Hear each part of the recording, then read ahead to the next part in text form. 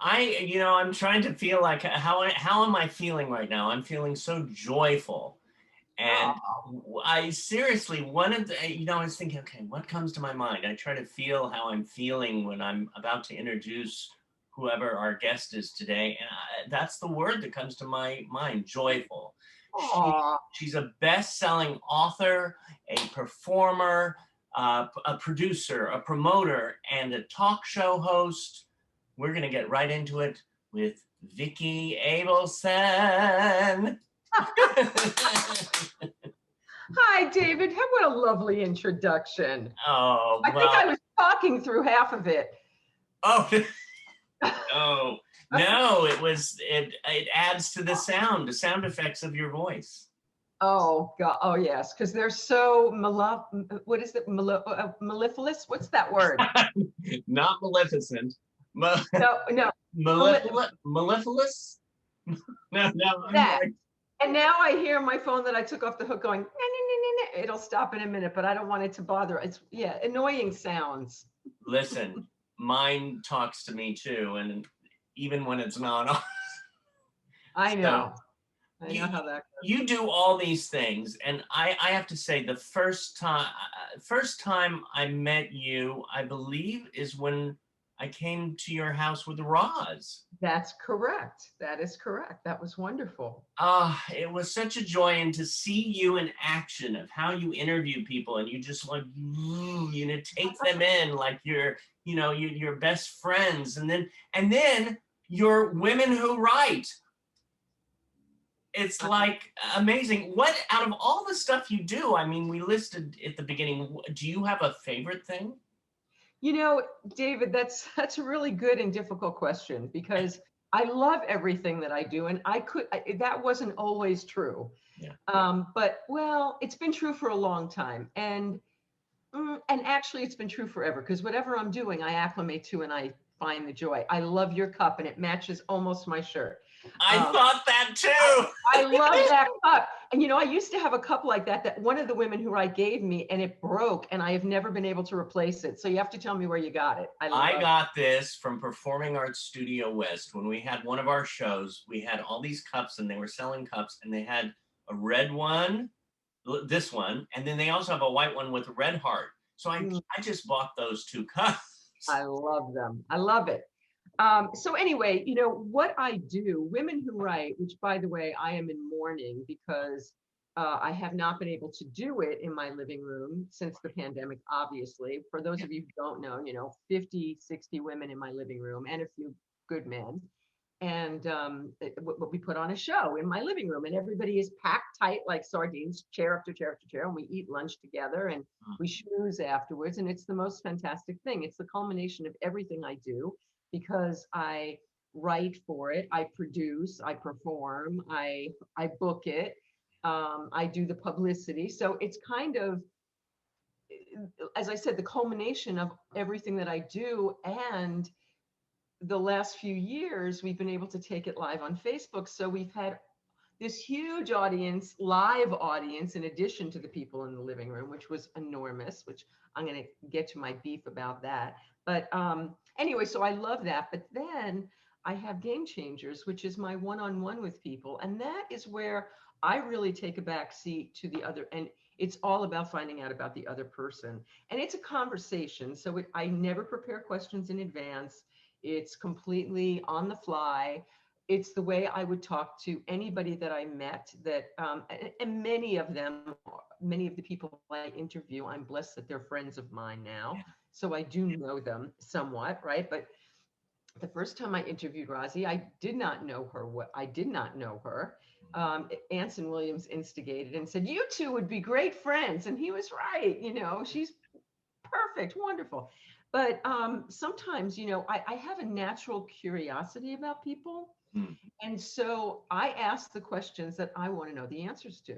So I'm not asking all that boring stuff, I'm asking what I want to know. And so as a result, the conversations are usually pretty provocative and stimulating and fun and warm and, all of those things that we have when we're talking to somebody that we admire and we like and we want to know better.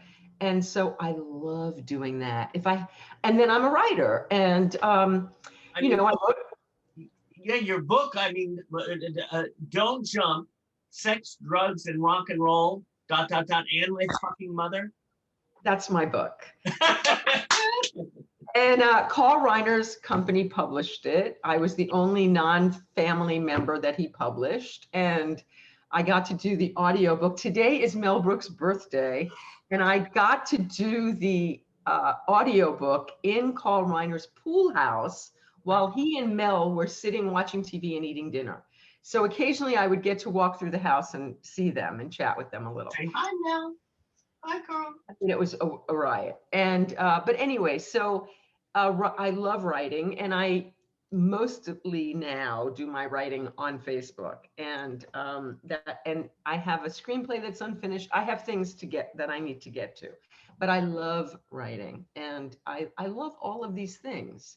So I love interviewing, and then I love hosting and welcoming and putting on shows. I was a rock and roll promoter in the 80s, so I've been doing that for years. So all of it, I'm very blessed. What, I mean, we have over 100 students watching from Performing Arts Studio West. We have Meet the Biz, and then YouTube Land.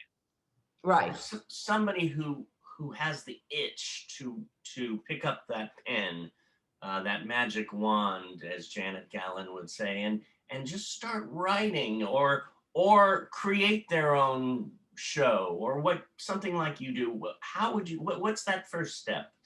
You know, that's a great question, David, especially in the pandemic, because for two things. First of all, the secret to writing is writing. I learned that when I took Writers Boot Camp. And they said, we will get you to write a whole screenplay in 6 weeks.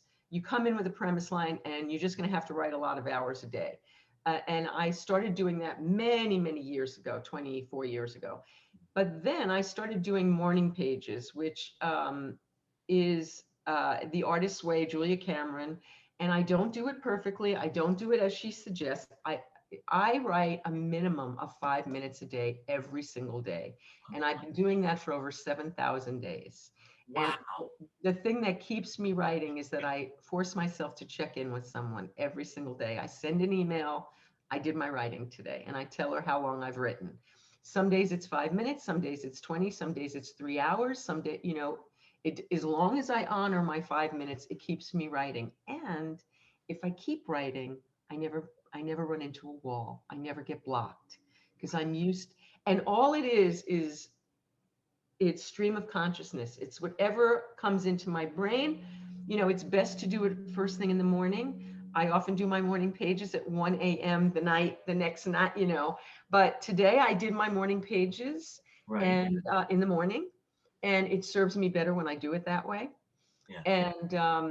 And then as far as how do you start your own thing, Women Who Write was a product. I wanted to showcase my book into a play, and I didn't know how to get stage time. I had just moved from New York to LA. Even if I would have gotten 5 minutes here or 5 minutes there, yeah, my book was 325 pages, however many pages.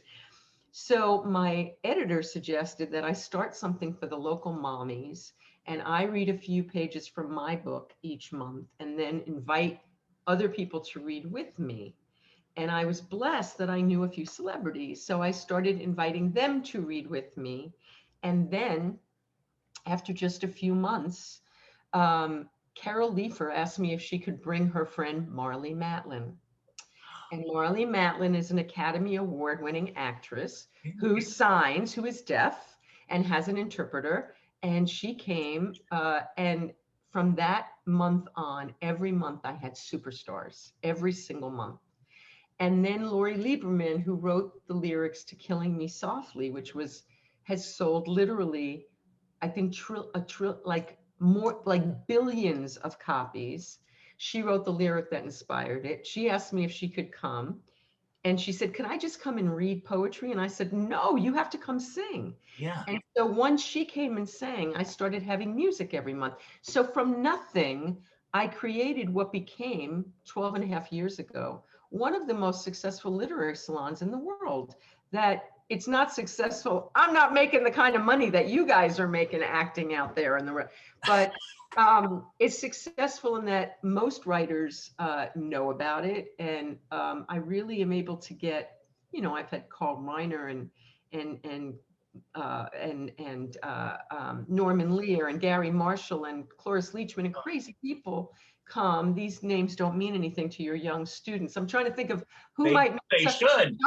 Josh Sussman. He's on Nickelodeon. Yeah, Josh came to. He did a class to Meet the Biz. So Josh Sussman has done my thing. I've had a lot of varied and wonderful performers. Rozzy for one. Right. And but in any case, the other thing that I also started from nothing was when the pandemic started. I live alone now. My son had I just empty nested. My son had just moved out at 26, and I was living alone in this house. It once housed my husband, my two kids, and then my husband and I split up, and then my daughter went away to college, and my son moved out, and now it's just me, and I'm alone, and I can't go anywhere. It's lockdown. So I started going live, and at first it was just on a whim. I started shooting the shit with Vicki, and it was basically to keep myself. So it forced me to put on makeup and do my hair and get dressed. Yeah. And then I did it 7 days a week for months and months and months. And I started having these regulars we called ourselves the COVID crazies. Well, you were like therapy for so many people. Well, we were each other's company. Yeah. And it gave us purpose. We spent July 4th together. We spent Thanksgiving together. We spent Christmas. We did all the holidays together. Memorial Day, that we'd have barbecues on Zoom, and it just kept us all from going crazy. And so as things opened up, I went from 7 days a week to then 5 days a week. And I did that for a very long time. I wasn't making any money. It was just to be of service. It was important.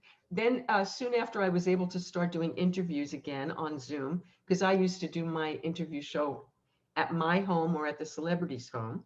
Started doing those on Zoom. So I went from 7 to 5 to 3. I'm now down to 2 shows a week, because now everybody's back to living. They don't need me. They don't need to shoot this shit. They don't need to do that every day. They want to do it in person now. That's right. That's exactly right. So, and I'm having lunch with one of the women that was at every single one of my Women Who Write for about 10 years. She was at every one, and we're having lunch. I haven't seen her in a year and a half. It's thrilling. Oh, I love that. I love that. Yeah. I saw your list. I looked at this list of yours that went on and on and on, of all the people that you've had either interviewed on your show or at the book reading at your house.